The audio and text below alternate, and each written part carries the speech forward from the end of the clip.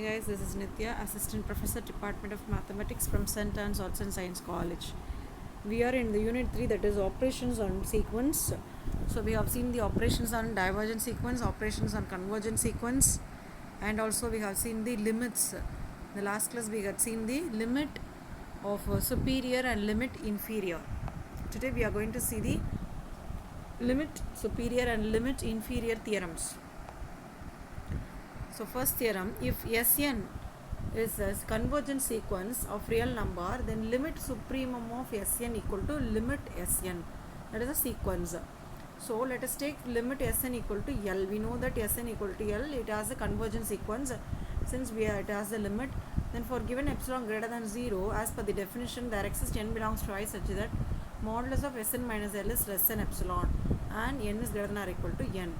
Now Sn minus L can be written as, it has to be lies in minus epsilon and plus epsilon. So it can be written as L minus epsilon is less than Sn less than L plus epsilon.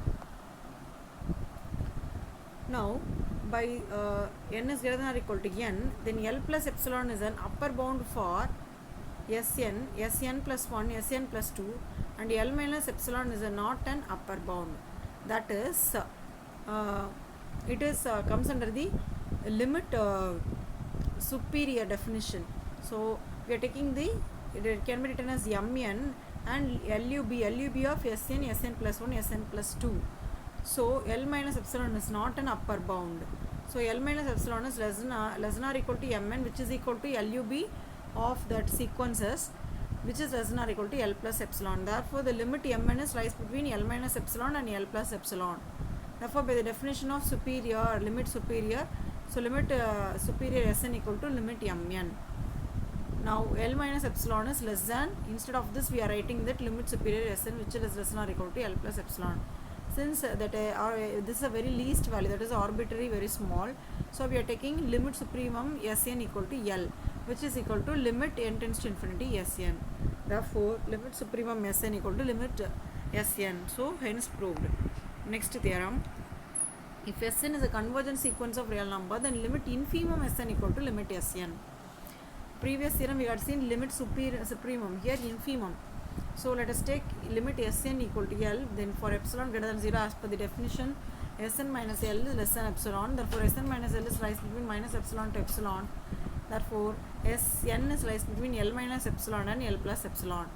So as per the limit, as per the inferior, so lower bound for Sn plus 1, Sn plus 2, and L minus S is not a lower bound. So it is GLB. So Mn equal to GLB of that sequence which is greater than or equal to L minus epsilon. L plus S is greater than or equal to this value. So L plus epsilon is greater than or equal to, this can be written as limit, and which is greater than or equal to L minus epsilon. Now by the definition of the inferior, limit inferior Sn equal to limit Mn. So instead of this we can write limit infimum Sn instead of limit Mn.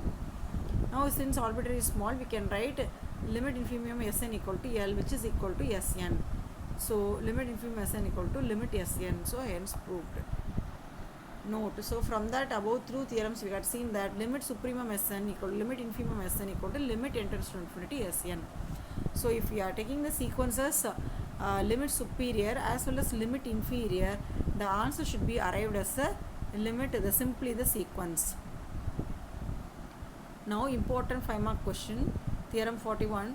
If Sn is a sequence of real number, then limit infimum Sn is less than or equal to limit supremum Sn. So first we should write the definition, that is limit, if Sn is a bounded, then Mn equal to GLB. That is infimum definition, GLB Sn plus 1, which is less than or equal to LUB, least upper bound of that sequence, which is equal to Mn. So Mn can be less than or equal to Mn, we can write. Now applying the limit for n tends to infinity on both sides, we are getting like this. So it can be written as infimum and this is written as supremum. Now from the this is first case we have written like that. In case 2 we are seeing that it is not bounded. First case we have seen that this is a bounded, Sn is a bounded. Next is this sequence is not bounded. So what will happen? Then either limit infimum Sn equal to minus infinity or limit supremum equal to infinity. Since infinity minus infinity is less than infinity, we have the limit n tends to infinity, infimum Sn is less than or equal to limit n tends to infinity supremum Sn. Therefore hence proved.